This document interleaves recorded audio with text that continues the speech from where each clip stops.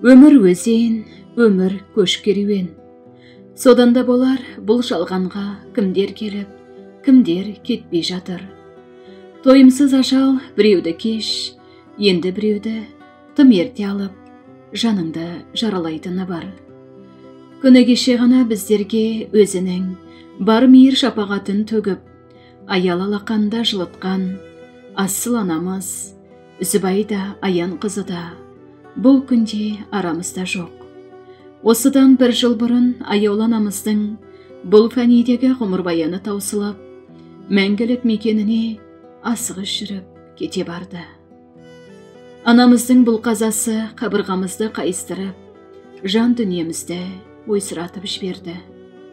Амал қанша? Тағдырдың жазуы, Алланың қалауы сол болса, үнсіз ғана көндігеміз, әмірге бағынамыз.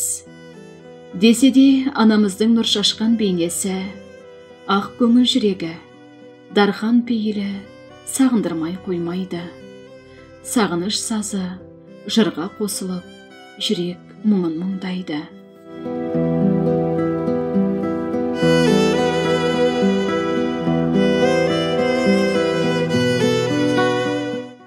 Анашым, менің мәңгі сағынышым, мәңгілік таусылмайтын бақ ырысым, өзіңнің құшағыңды сағынумен.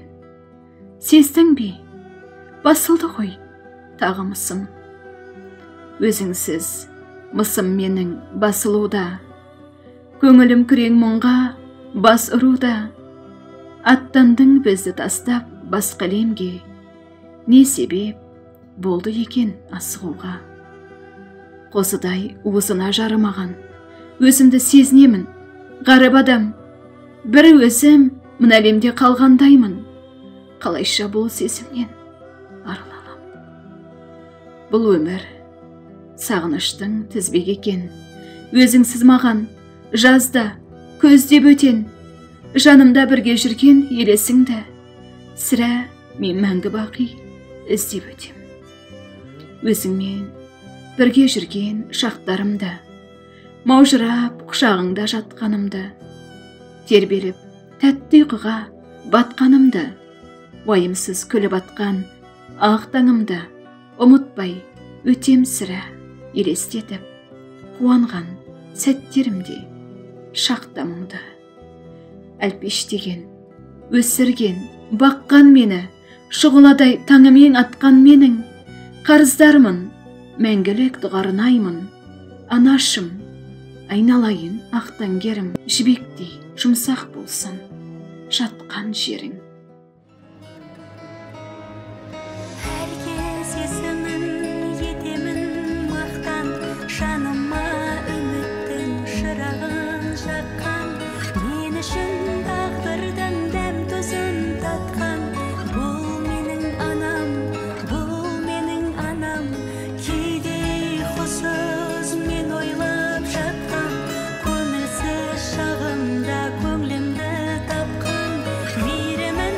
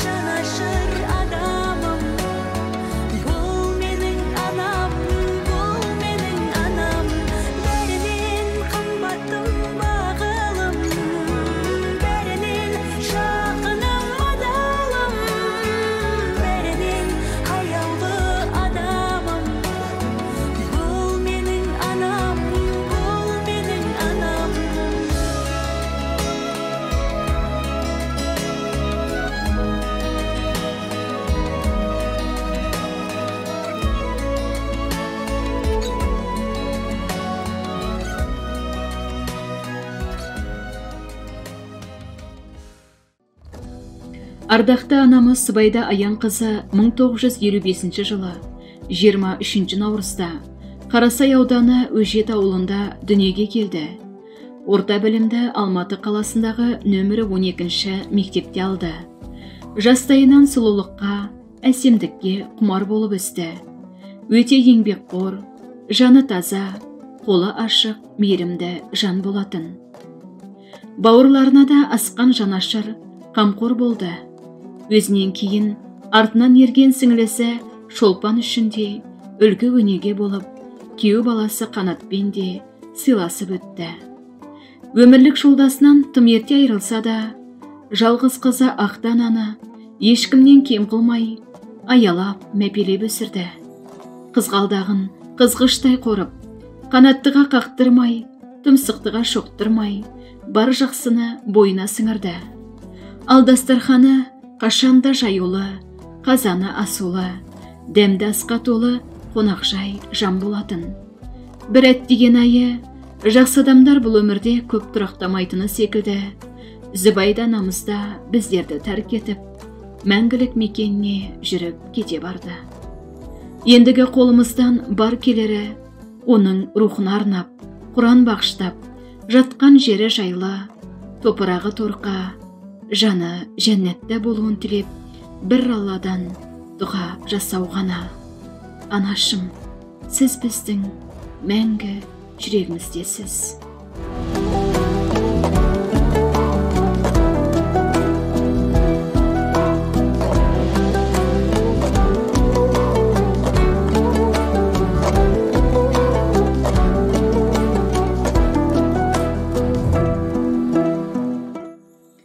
Жаным анам, менің мөлдір бұлағым, сағыныштан көз жасымды сығамын. Сенің айтқан ақылдарың мәңгілік, өміріме шам шырақ деп ұғамын. Саған күнде арналады дұғамың, жарық болсын мәңгі елің, жұмағым.